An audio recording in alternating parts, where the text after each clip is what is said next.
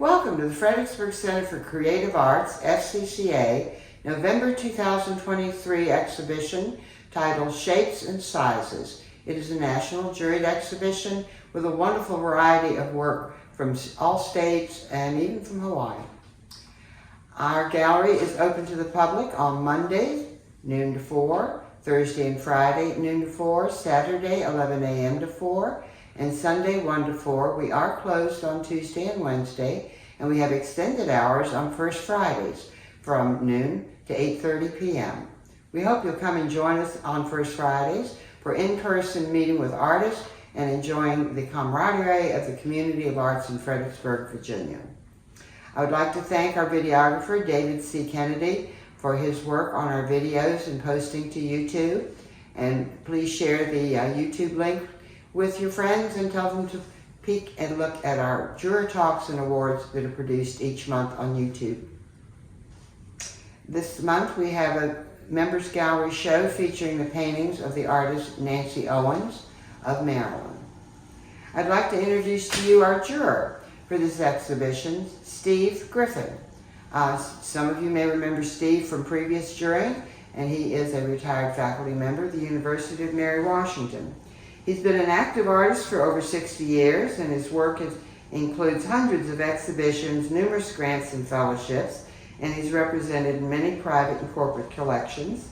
He received a 2011-12 Professional Fellowship in Painting from the Virginia Museum of Fine Arts, and 2012-2013 Fellowship in Painting from the Virginia Commission for the Arts.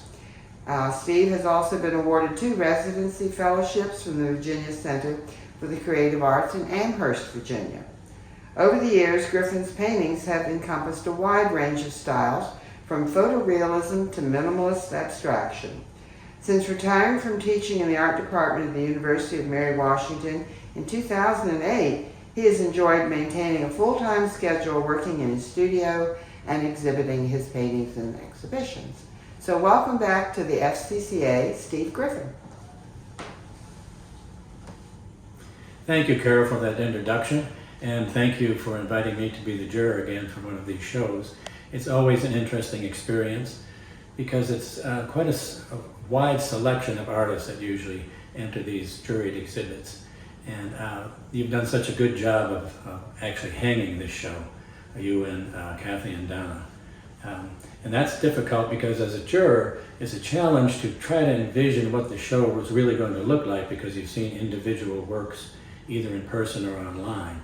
So I'm really pleased with the way this turned out. Okay. This is an honorable mention recognition. It's a photograph by Kim Giovanelli called Boundaries. And I think it's very interesting because it is kind of an abstract photograph to begin with. It's not really a photograph of a landscape. It's these bobber kind of shapes, buoys. And it's a boundary between 2 sides of the photograph that are the same. I don't know what the boundary is for. It's kind of a question is, why would you have a boundary in the middle of the same thing? And that's why I like this one. This is also an honorable mention by Amanda Krause named Cosmo. You cannot ignore this painting in the room. It's so colorful and so many shapes going on. It kind of reminds me of tribal work, either African work or Aboriginal work. And it also reminds me of what I used to do in grade school when I was really bored. And I would start doodling even in the blank pages of a textbook. And you start in the middle and just kind of keep working your way out to the edges, not knowing exactly what's going to happen next.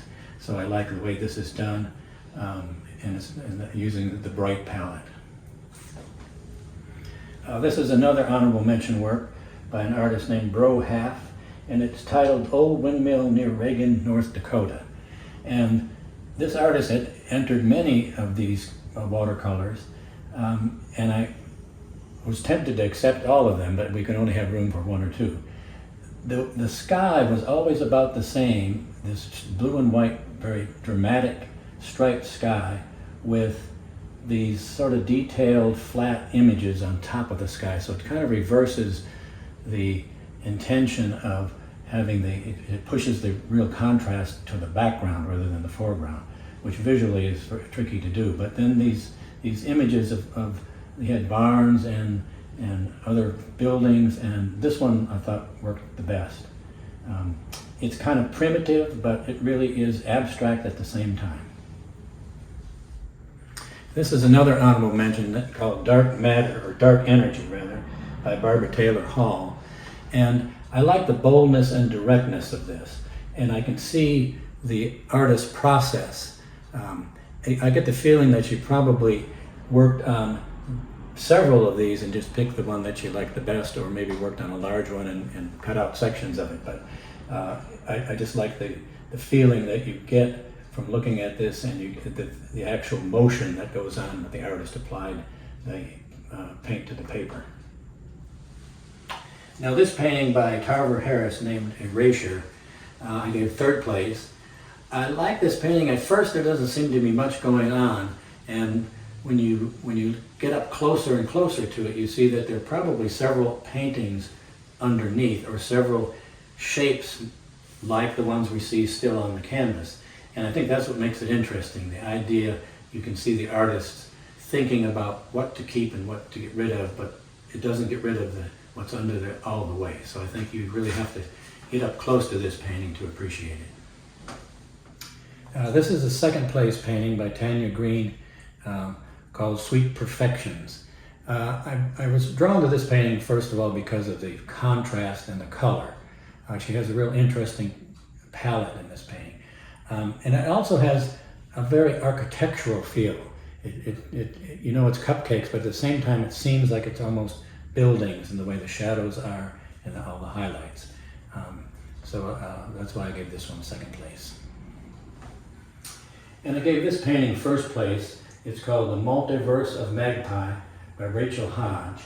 And I like this painting because you usually see paintings of birds actual size, or very small. And the fact that she's blown this up into a bigger image and kind of cut it into pieces almost gives it an ominous kind of feel, like a Frankenstein painting, where these things kind of grow into each other. And so I just like the way it's done. It's not a typical bird, wildlife kind of picture. I'd like to say thank you to Steve Griffin for returning to the Fcca and selecting this wonderful exhibition, Shapes and Sizes, and for his outstanding job of selecting awards, which is always such a hard task at the end. You have to narrow it down. You've already selected the best of the entries. Now you've got to select what you believe is the best of the best. So thank you for a job well done, Steve. And thank you again for inviting me to do this. Well, I hope everyone that's watching this video will come in person and discover where art and history meet at the Fcca in downtown Fredericksburg at 813 Sophia Street. Stay with this video to see a walkthrough, including all the work in the exhibition. Thank you.